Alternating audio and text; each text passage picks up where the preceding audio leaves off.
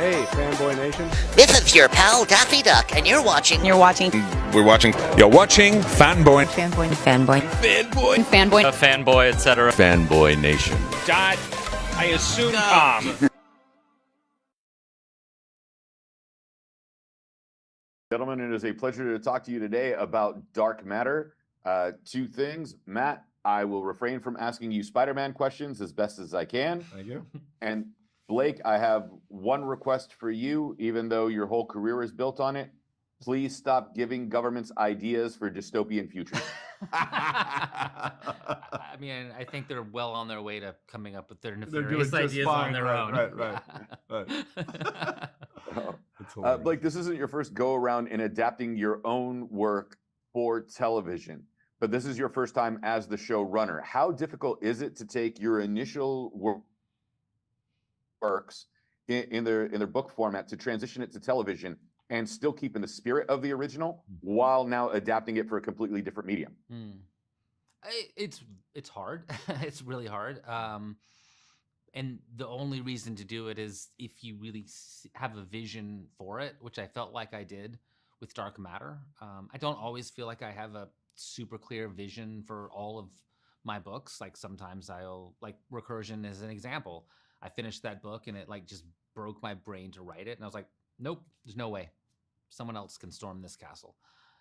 With Dark Matter, I just saw it, for lack of a better word. And I still felt so much love for the story and the characters. And there were things I wanted to expand upon.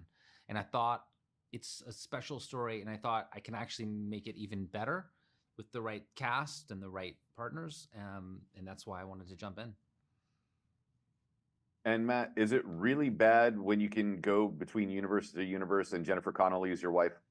I was going to say, like, what's anybody complaining about? Like, just be happy, you know? That's a funny question. But with so much of science fiction that has become science fact, and then you hear all these theories on CERN being opened and these Mandela effects, how much of those stories can influence the writing and influence the series?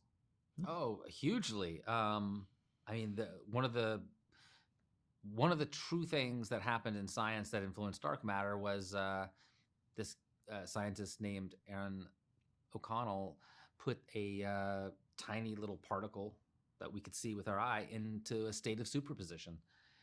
And I thought, well, I mean, if you could do that to a particle we can see with our eye, what's to say that human beings can't exist in more than one place or more than one reality?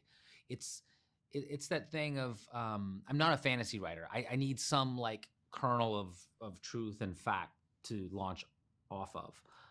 So I'm constantly reading Scientific American and Nature and all these magazines, just like looking for that kind of a thing which sparks my imagination. Yeah.